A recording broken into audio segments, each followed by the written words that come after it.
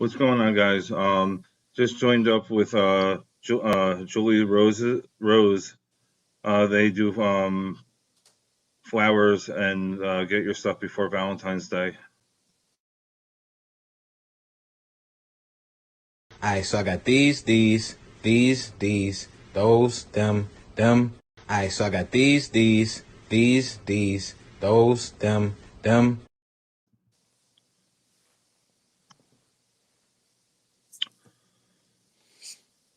So, Drew, do you want to introduce yourself? Yeah, sure, I can do that. Hey, I am Drew. I play bass in RedEFind, and thanks for having me on here. No problem. How did you guys get started? Well, it's yeah, me and Dustin plays drums. We've been jamming together since we were like 18. Started in high school in another band, and we took that for as far as we could, and lineup changes happened, and uh, we always things happened, band fell apart, and so the two of us started kind of merged right into RedEFind, and that was back in 2012, I think. So we've been doing doing this to some degree for about 10 years now. As far as this current lineup, though, the one that's we're really pushing, we got Drew. He came in 2016, and then a year or two after that, we got Jordan, and we've just been kind of doing our thing since then. Me and Dustin, we've been jamming forever, so it's second nature to us pretty much at this point. So, how did you guys all meet? Um, I met Dustin through a friend of mine, Brian. His name's Brian Jeter. We called him Hootie. He was a friend of mine that played bass, and so Dustin's old band Xmas, they were going through some lineup changes and needed a bass player. And they reached out to him, and he said, "I don't have time to do that. I'm doing these five or however many other bands he was doing at the time." And he's like, "But I know this other guy," and he passed him on my number. And so Dustin gave me a call, and we pretty much we hit it off pretty much right away from the first time we talked. A lot of similar interests, and like the same kind of music. We both liked wrestling. We both played video games, all that kind of stuff. And so from there, I just went out and went and jammed with Dustin and the old band Xmas back in the day, and that was where it all started. They were pretty much right away. I remember they told me I didn't really have that good gear at the time. I had nice bass, but not good amps. And Dustin said that after I left, they were talking. Like, man, I couldn't really hear a lot of what he was doing, but he picked up the songs really fast, and he looked like he was doing it good. So I think he can come back.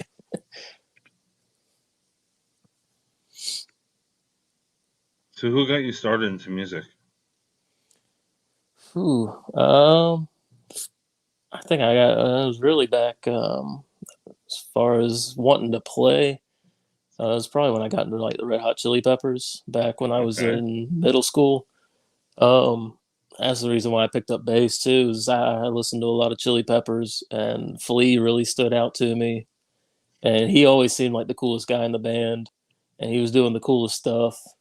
And so I was just like, well, I just want to play like Flea, so let me get a bass and learn from there. And so I started mainly because of the Chili Peppers, and it was after I had been playing for a little bit that I started getting more into metal and moving more into that direction.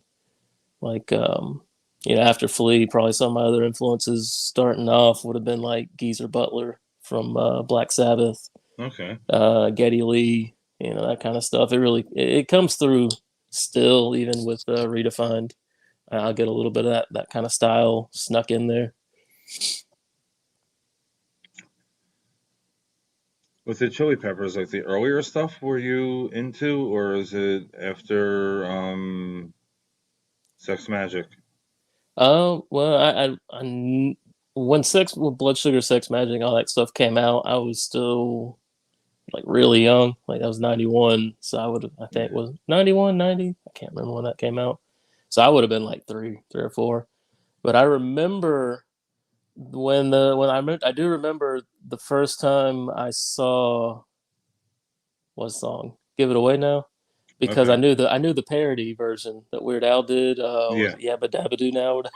Yeah. And I just remember my parents they kind of like gave me the wrong impression because you know that was what the Chili Peppers were doing there. Oh, they're so freaky out, grabbing their dicks and wearing socks and stuff. Oh, you know, so I kind of was like, oh, let's stay away from them. But I remember when I got older, it was when Californication came out and that album blew Yeah. up. That was when I started taking more notice, like from a musical aspect and enjoying it that way. And so that album still means a lot to me. It's a really big one for me.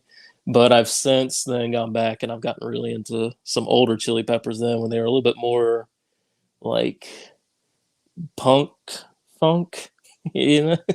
Like I don't even know how you describe some of those first couple albums, but yeah, Blood Sugar Sex Magic though I try. I've even tried to learn some of that stuff. I jam out that album a lot. It's really good.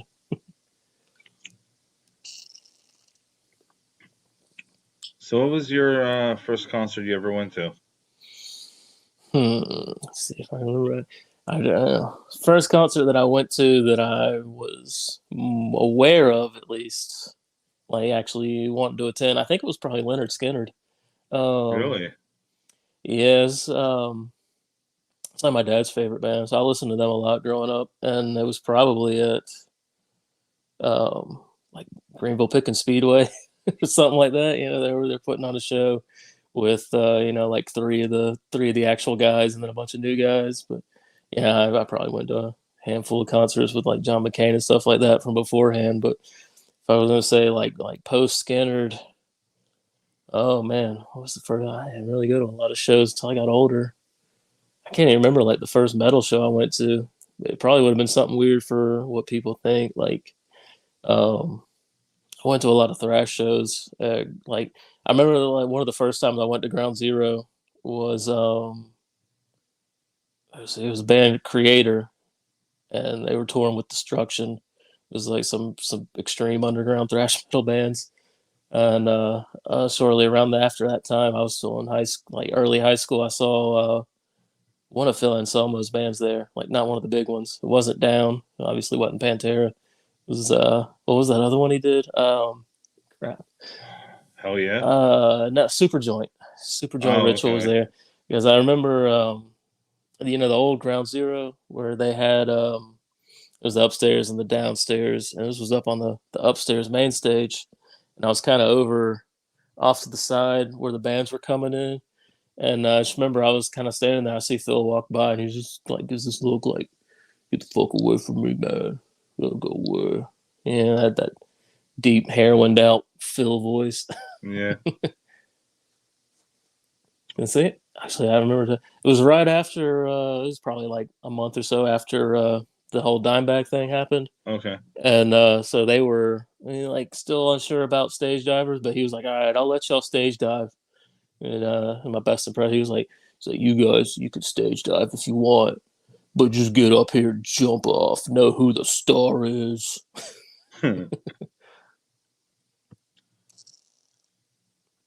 Yeah, some early, but yeah, those was the like some of the earlier concert memories I have when I was still one of like those kind of metal kids.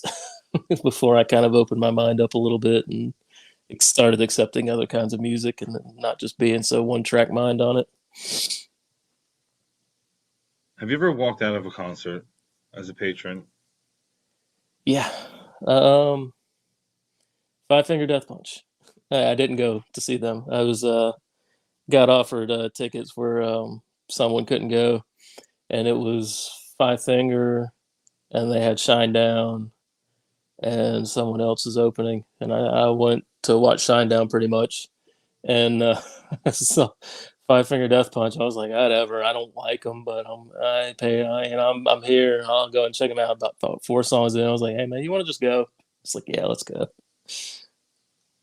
Yeah, I have seen Five Finger Death Punch live, and I walked out on them.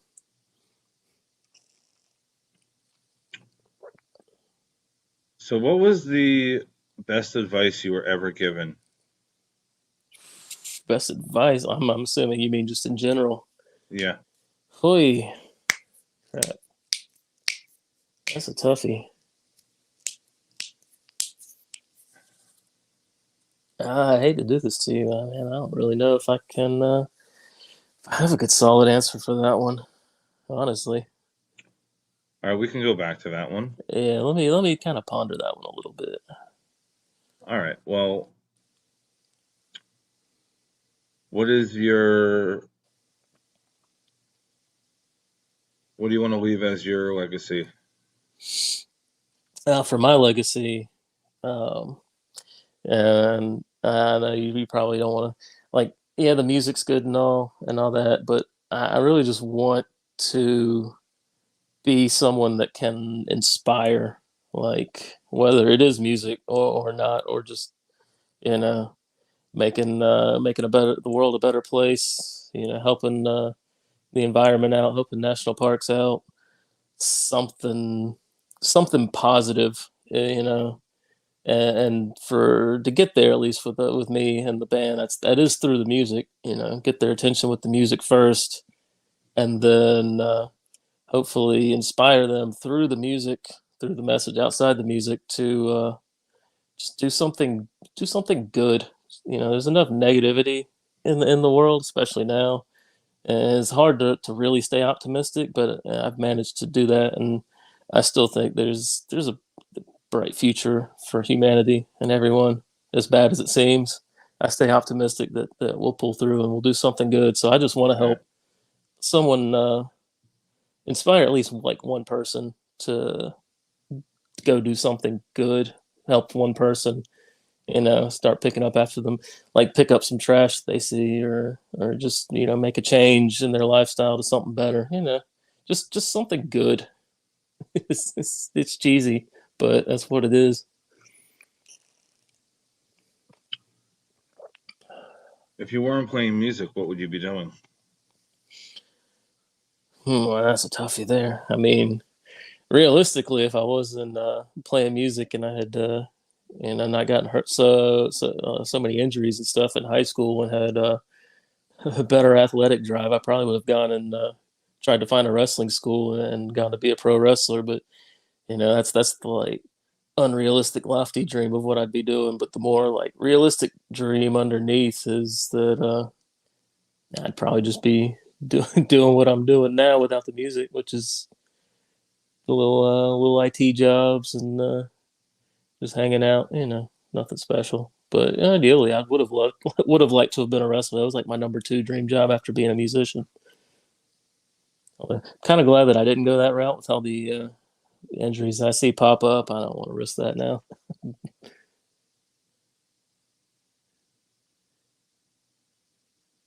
That's from Nestor. The recent weekend releases. Are you talking about? What are you talking about? Which weekend release are you talking about, Nestor? Ah, okay. I was just making sure you weren't asking me about the weekend's latest releases. uh, I don't know. WWE. I see. I don't know. WWE is kind of weird with the way that they run things now. I still watch them from time to time. I still like to watch, especially the pay per views and stuff. But now that AEW's been a thing, I lean more towards that. That's the wrestling that at least the wrestling company that I prefer. I feel like it's messed up that WWE though they build it, they bring these guys in and they build them up, and then they just kind of jerk them around, screw them around. Yeah, I agree, Nestor. It wasn't very good. um, but that's the really crappy things like the story of Alice in Danger. She got signed on to be a coach, moved her whole family from California to Florida, was just about to get started, and like, we don't need you, budget cuts, you're fired. Top five, I'll give you my top five all time would be Macho Man, Kurt Angle, Scott Steiner, Jeff Hardy, and Moxley. If I had to narrow it down to five, that's what I'd give you. Whoop, there we go.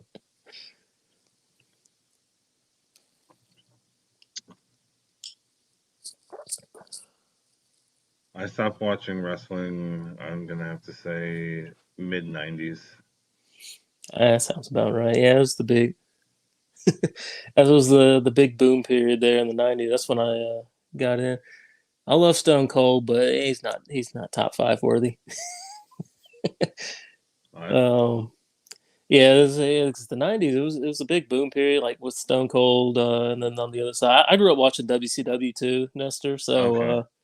like when the Attitude Era was going on, yeah, I knew about Stone Cold, Undertaker, and Rock, and I checked that out a little bit. But like from when I first started until like maybe 2000, I was strictly WCW, and then Russo came along and ruined it.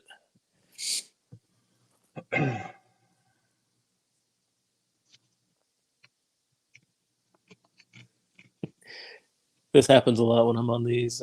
Somehow we got out of wrestling, and I'm like, I'm losing the audience. There's like three people that care about it out there.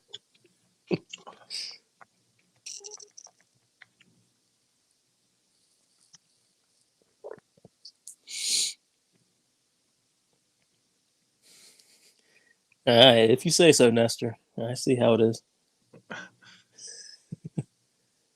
So I'm gonna play a little bit of one of your songs here. All right. It was Dead Boy.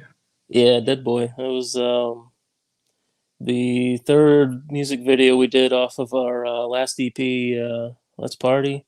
That was a lot of fun to shoot that music video, and Was this one of your favorite?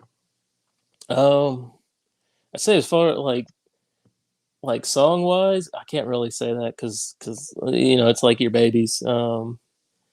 What does it say? This is Chris Jericho. What about Chris Jericho? What You about him? know, but yeah, it's hard to pick like favorites with songs because when you're involved in the creative process,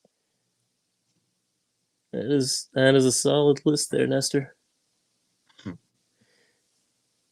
I don't know how I forgot about Edge. I loved Edge growing up. He was one of my favorites then. I don't know how I blinked him off. He would be outside the top five, like in the top 10. Um, but yeah, as far as shooting music videos go, this was one of my favorite ones to shoot. It was I don't know if you're showing the music video, just playing the song, but No, I'll getting be. tied up and getting killed by Jordan's wife and all that. It was a lot of fun. Yeah, I'm playing the video right now. All right, let's get to it. If it wants to play. Come on, YouTube, do better.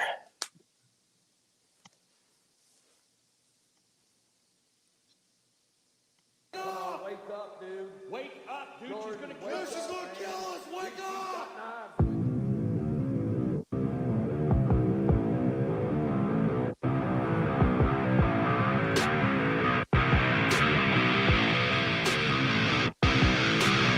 They say you're dead inside, spill your guts for me. Dig it out, come on, let me see. Give us more, give us more, give us everything. We won't stop until the last drop of blood you bleed. Dead boy. Dead boy. This need to share eyes with everyone, but all they want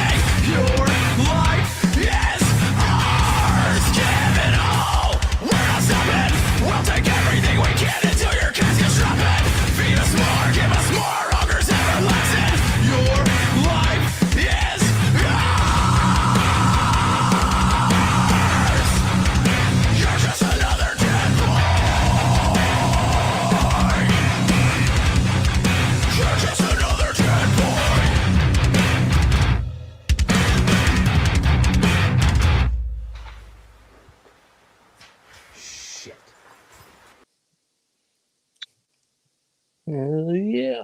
Also, before we So how get long back did on, let's say I so see Nestor calling out Brando Jones, and so yeah. yeah, make a point here to shout them out.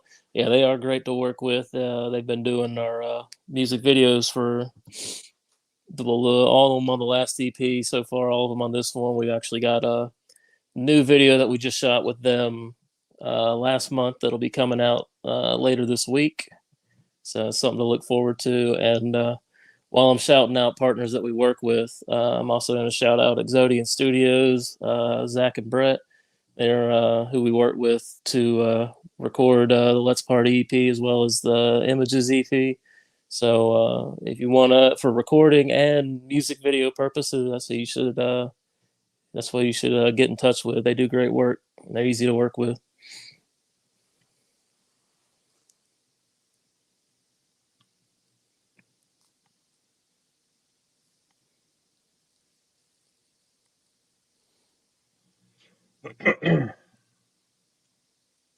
So back to the question earlier, what was the best advice you were ever given?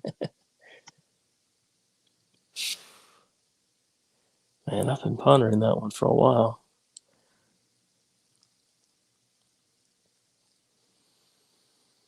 Hmm. What was the worst then? I'm gonna be honest, I don't really get a lot of advice now that I think of it. That's the problem. I'm like, man, when did I even get some advice lately? Or even ever? I don't know. The only advice I can really think of, I don't know, at least not really so much advice, but maybe more of a motivation driving factor is just to not stop, not give up. Uh, Setbacks are just setbacks. You get back up, you keep moving, and you don't let them hold you down. Whether it's actually money, injury, illness, yeah, whatever. I'm getting over COVID now, so we had to cancel a show because of it. But I didn't want to get nobody sick. But I'm just gonna get up and keep moving. We got more stuff coming up. I'm not letting it hold me down. Speaking about you have more stuff coming up. So what's going on? We are we're done with we're done with local shows for a little short period of time. We were supposed to play Radio Room last week. That was going to be our big send off. Ruined that by getting sick. But coming up in a few weeks, we're about to hit the road for our very first tour. We're going on tour to support Texas Hippie Coalition. We'll be doing 6 dates with them, end of February and going into March, and then we got some more big stuff coming up shortly after that hasn't been announced yet, so I can't talk about it yet. Let's see, who do I model my bass playing influence wise? Yeah, Fieldy and Martini. They were some of my later influences when I started getting more into metal. Of course, Flea and he's the three of them. That's Yeah. all the slap style that I pull in. I mentioned Geddy Lee and Geezer, and they give me a lot of where a lot of my runs and blues influence comes from. I say blues. Black Sabbath is a blues band. I don't care what you say. They have metal in. They influenced metal. They kickstarted metal, but at the core they're still a blues band. Um, and then Bootsy Collins. He's really been Stanley Clark. Some of the more whoa slip there. Mm. Some of the more notable like funk R&B names. Yeah, that's really where it came from. I play in a metal band, but I'm primarily a funk player with some blues influence. So if you could pick your own bill, who would you want on it? like Live or dead, doesn't matter. for us to play with, or just for like Yes, me to go. Oh, for you to play with. well, I have to say, I mean, they're the first big metal band that I got into. So I would definitely want to play a show with Metallica, as Okay. unrealistic as it would be. I would say, fuck, if I would want to do something with even I don't know. You remember in 2000 the Summer Sanitarium tour? It was like Metallica and Limp Bizkit and Yeah, Mudvayne. I was I'd there. yeah. I would want to bring that back and have Metallica, Redefined, Corn, Limp Bizkit, and let's just shoot the breeze and There's only one band that can't come back though. Only one band that can't come back. Yep. Lincoln Park was on there. Yep. I would say Mudvayne. They didn't come back together, so that one's not too unrealistic. I've actually, I haven't played with Mudvayne. We actually did play with Soften the Glare, which is Ryan Martini's funky ass jam band, and got to meet him. He let me use his rig. Showed some of the basses. We got to talk shop for a little bit. He's a really cool, down to earth guy. I'd be down to play with that band again, or Mudvayne. There was the most memorable show. Well, that one was up there. I kind of preemptively answered your question. I don't know if I would say it was the most memorable one. Most memorable would definitely be Blue Ridge Metal Fest, Rock Fest. But Yep. that's because it was a full experience. We'd never done a festival before that one, so just getting to see the full how festivals are run, seeing the other bands out there, getting kind of seeing the backstage, and then going out there on even on the side stage in front of just a few thousand people. That was an experience I won't forget. Hopefully we'll get to do some more of that stuff. Who were you able to catch? Let's see. That weekend, one of the biggest ones that I caught was Body Count. That was the first time I've seen them with Ice-T. And Anthrax, they were another big one. Anthrax and Metallica were kind of my gateway into metal. So they were the last of the big four that I hadn't seen was Anthrax. And some other notable ones that I saw. I saw Fozzy again with Chris Jericho's band, as Nestor mentioned him earlier. Yeah. But on the smaller stages. And we got to play with friends of ours, Dying Oath. They played one of the smaller stages with us there, so that was really cool.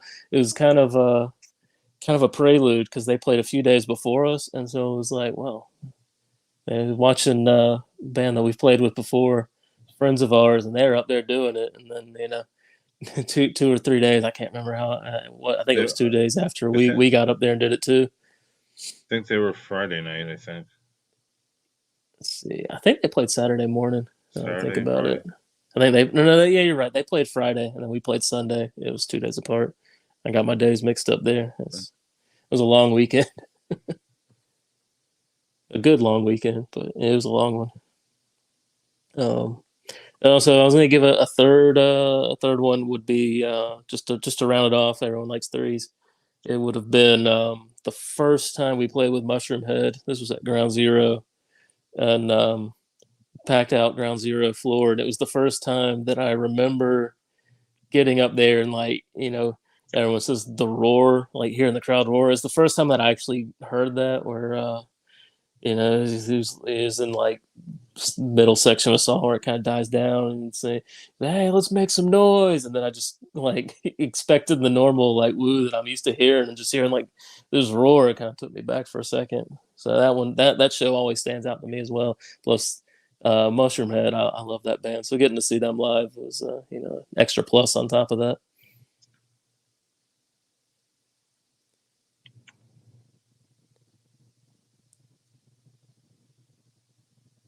Do you have any stories on stage, like falling off stage or any embarrassment moments?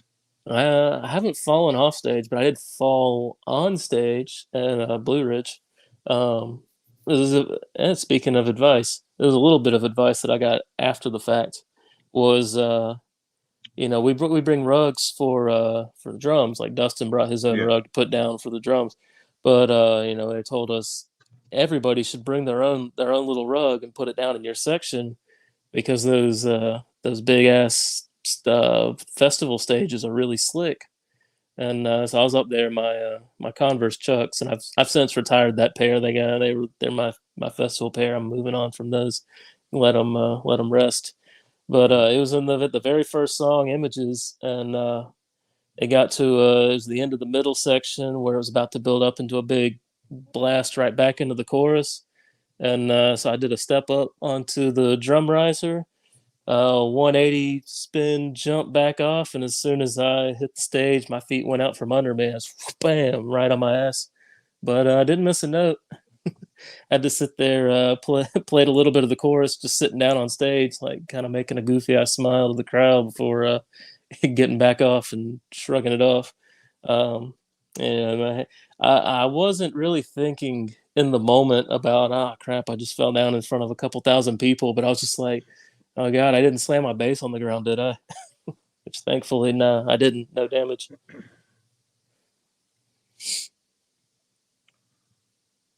So, what is the worst part about being a musician and the best part?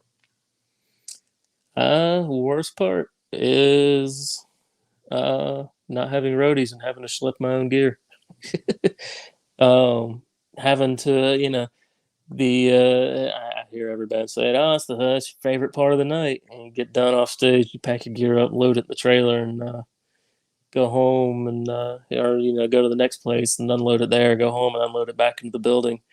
It just gets exhausting, but it's a price to pay for the best part, which is, well, considering I've been playing music for over 20 years, and I want to keep playing music. So the fact that I get to play music and people actually want to watch me and listen to me play music makes me feel good. Makes me feel like I'm actually kind of good at it, you know. Um, and then now that we're starting to get on the road more, and I'm starting to get to travel to cities that I've never been to and see new places, it's really rewarding to get to take a little tour, sit in a bus for several hours, trying not to go crazy, and maybe get to walk around some new downtown for a couple minutes before you go sit in the club for a while, and then go play for about half an hour to 45 minutes, and get in the bus and leave and go somewhere else. So, how early do you have to be at the venue? It kind of just depends venue to venue. We've had to be there as early as, like, 11 to noon, or as late as, like, I get there at 5. You know, um, yeah, I feel like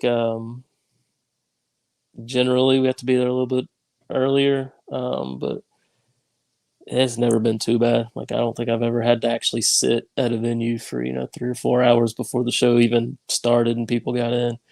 Um, the worst part is when you can't go there and you have nowhere to go, and you're in a place you've never been before, and you've explored a little bit, and it's 100 degrees outside. You don't have air conditioning. You don't have a club to go to, and so you're just sitting out in a parking lot somewhere. Like, last time we went to Florida, I think it was like 104 degrees, and we didn't have anywhere to go. We're sitting in a Walmart parking lot, sweating our asses off. That seems like the thing that everybody sits in a Walmart parking lot. Well, I mean, they're everywhere for one, and you got all the security everywhere, so you don't have to worry about people messing with you, or if they're not going to come try and break into your trailer or anything. You just don't look too shady and have security come over and check you. Hmm. And the other good tour spot, I'm sure you've heard a lot, is Planet Fitness. Even if you don't necessarily want to go there and work out, they got working showers in every single one, 24 hours a day. So that way you don't have to take a whore bath in the Walmart bathroom in the sink somewhere.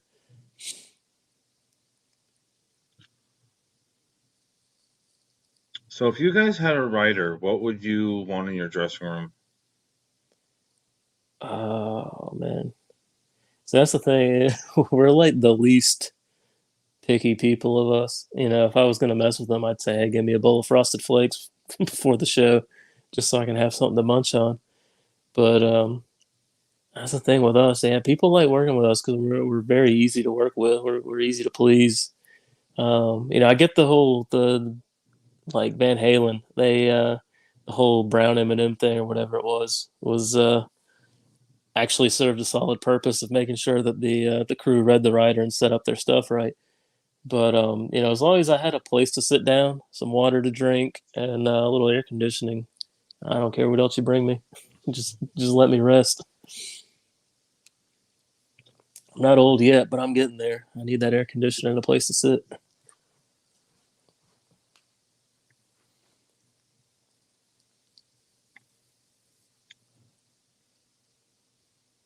Would you rather be Batman or Robin? Ooh. If I had to pick between them, I'd rather be Batman, but you can get me on comics. I'd rather I don't know. I'd rather not be Batman or Superman. Those are the two that people say. I'd rather be like, I don't know, the Flash. He'd be cool, being able to go. And he's the most powerful one anyway. Of him or Martian Manhunter, they're the most powerful of the Justice League. But I would say, or if not the Flash and have Speed Force powers, I'd rather be Green Lantern. Get me one of them power rings.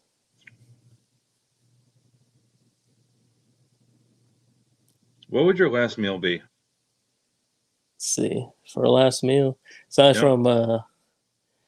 from the troll move of stuffing my gut so much so I shit all over the execution table. Or explode, yeah. I would probably. Oh, it's a tough one. Let's see.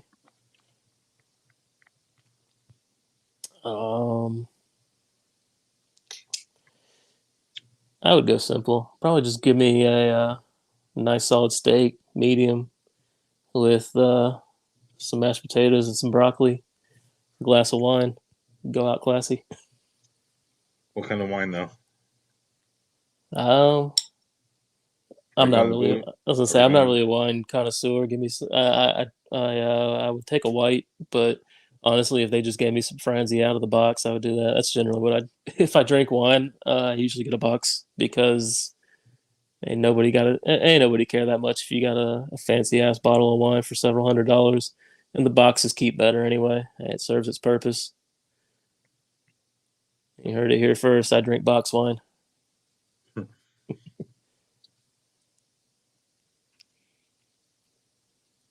Of course, tonight it's just straight up water because I got COVID.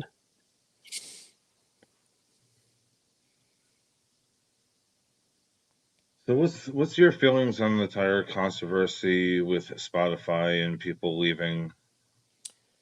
Well, with the Spotify controversy, and I'm not gonna get into the debate of whether what Joe Rogan's saying.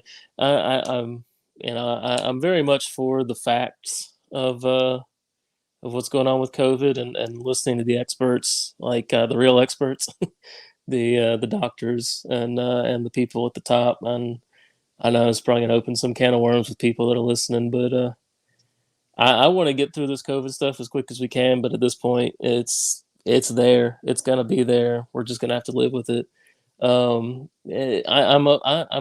I'm for the artists leaving if they Neil Young said it best. He said, "I don't want to be on there with him, so you take me down or take him down. I know you're not going to take him down, so just take me down." And everyone else is doing it too. Spotify, it's got its own can of worms. With the biggest problem with them, more so than the whole Joe Rogan stuff, is how they pay. It's really crappy. Trust me, I'm on it. They don't pay very much for streams, and I feel like it's just a way to just screw the artists over that much more. But on the flip side of it, being at the level that we're at, it's the evil that we need. We got to be on Spotify. That's where the listeners are. That's where we're gonna get our name out. We gotta get we have good numbers on Spotify. That means more people are listening to us, and if we're not on Spotify, that's just one outlet we're losing. And if it's selling out values a little bit to side with the evil guy for it's a necessary evil, and I guess I'm a sellout there on that regard. But uh, you know, I'm Neil Young. What was it? Crosby, Stills, and Nash. They did Joni Mitchell. They're the old guard anyway. They're doing the same thing they've been doing. They're the original hippies from the '70s and whatnot. And this isn't any different from the same kind of like protest stunts that they would have done then as well. It's just a little bit more technologically advanced than it was then.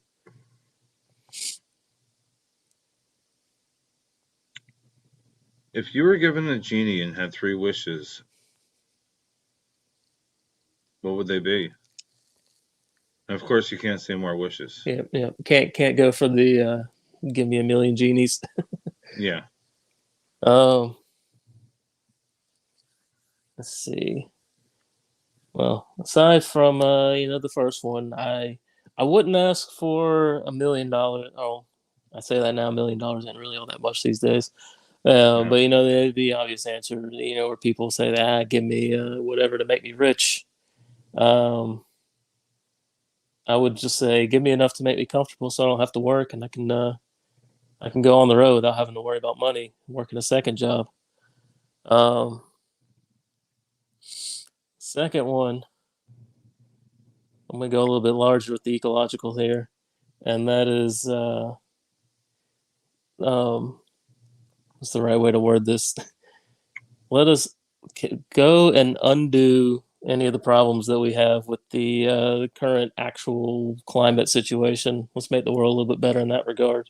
I don't trust our I trust our scientists to do a good job, but you know, and then let's see, the third one that I've actually thought about on, and um, more personal for just me, but someone that likes to smoke a little bit here and there, if you know what I mean. Yeah. It'd be to be able to flip a switch and turn my tolerance back off without having to actually take a tea break.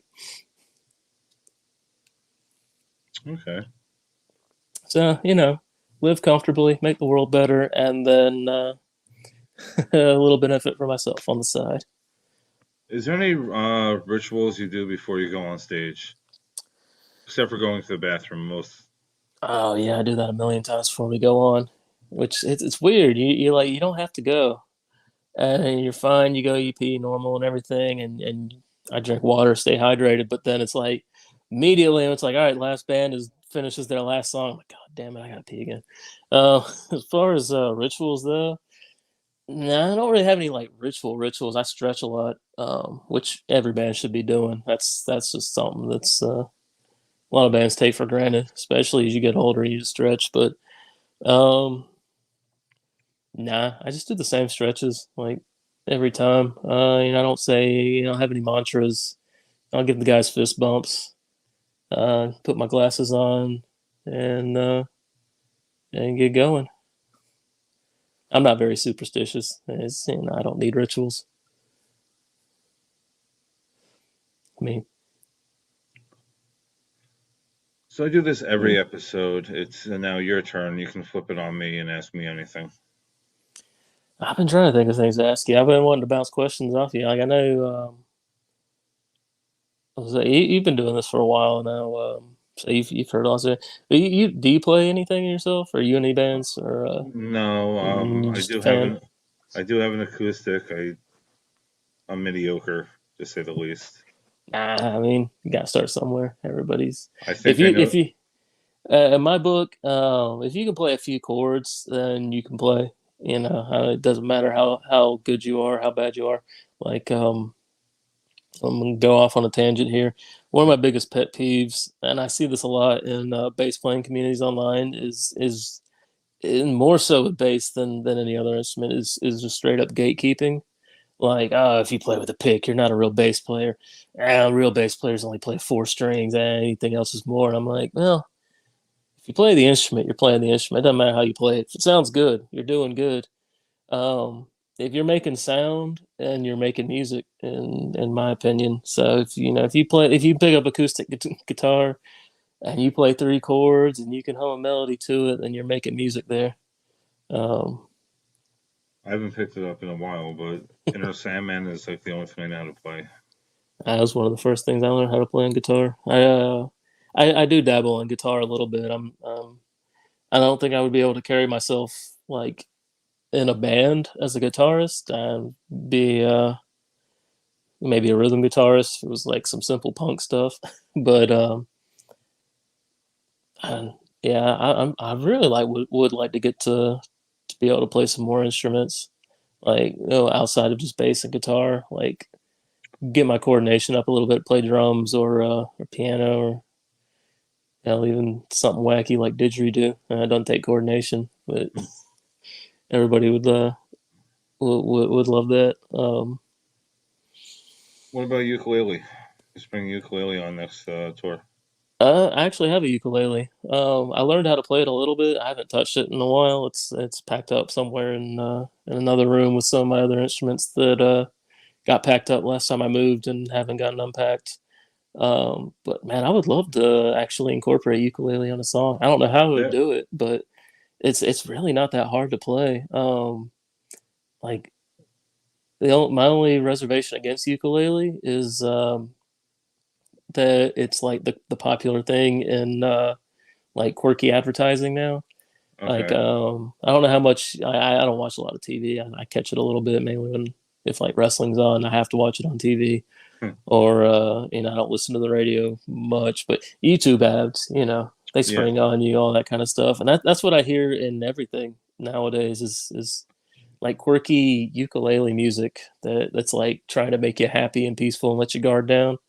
And I'm like, I know what you're doing, advertisers, but excuse me.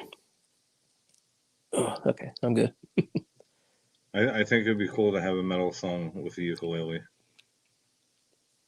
Yeah, now that I think about it, I can't think of any that actually have one. I've heard metal with kazoos. I've heard metal with didgeridoo. I brought that instrument up earlier. Um, one that I'm not big into country. I don't know how you feel about it, but one genre I was thinking about this a while back that I'm surprised isn't a thing, and if it is a thing, I don't know I've missed it and why it's so underground. Is a mashup of country and metal. Like if you take like a metal or get like metal drummers and some heavy distortion, but then have like a fiddle and a banjo There, and a singer that's kind of there, there, vocals. there is a cover of I think Psycho from Slipknot that way. Ah, yeah, They the have I know what you're banjos talking about. and it's on YouTube somewhere. There is a cover. hmm Yeah, I have seen that. I would really love to see some original music out there. So that's a challenge. Any musicians out there, go record some original country metal music. Just do something fun just for me. Guy that doesn't actually like country, but I do want to hear that. All right, Nestor, if you're still watching, Yeah, we're calling you out, sir. yeah, I think you could do it, Nestor. I've got faith in you.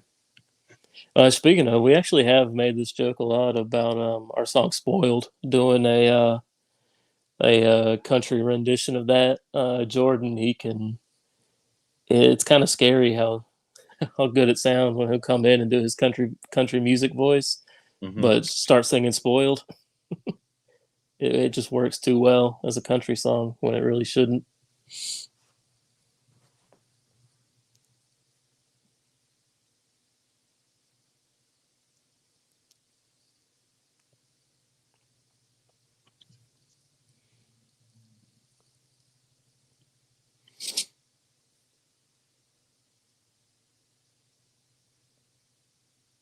That's freaking.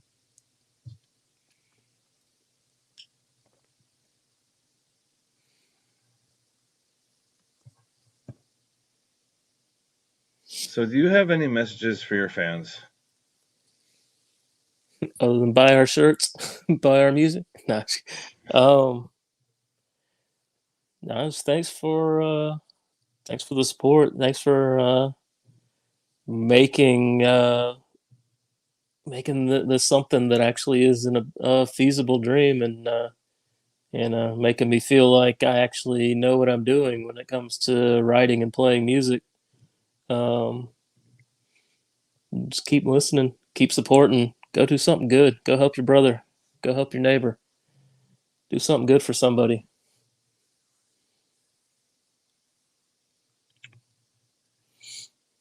So, what would you like to promote at this time? Well, give you all the social links the best that I can remember them. We're on Facebook. I believe it's RedEFInd is the if you just search RedEFInd there. Um, you can keep up with show dates, tour dates, new music video coming this week for Images. You can find us on Instagram as We Are RedEFInd. We're on TikTok for all you Zoomers out there. I'm gonna admit I'm an old guy. I still don't understand TikTok. It's a foreign concept to me. But the rest of the guys in the band know it better, and we are on there. We post as regularly as we can. Um, what's the other social stuff? I don't think we're on Twitter. Um, let's see, and the YouTube, yeah, YouTube official Redefined Band, I think is what it is, or it might just be Redefined Band. But that's all the social links there. So like, share, support, comment, all that good stuff that influencers tell people to do. Find us on Facebook, find us on YouTube, find us on TikTok, find us on Instagram. Watch us be goofy, silly asses, and listen to our music. So when exactly is the music video dropping on Friday? Do you have a time on that? I do not have an exact time. It'll probably be around lunchtime, noon, 1. That's usually when we drop videos. Okay. So just keep an eye out midday on Friday. And watch if you the people out there that have seen the little preview video, you got an idea of, or not video, but the little preview picture that we shared, screen grab from the video. You know what kind of what to expect. We got messy, covered ourselves in paint, had some fun splashing around there. I think y'all enjoy this one. It's a little less serious than the last video that we did. A little bit more of that goofy redefined style that we did in some of our older videos.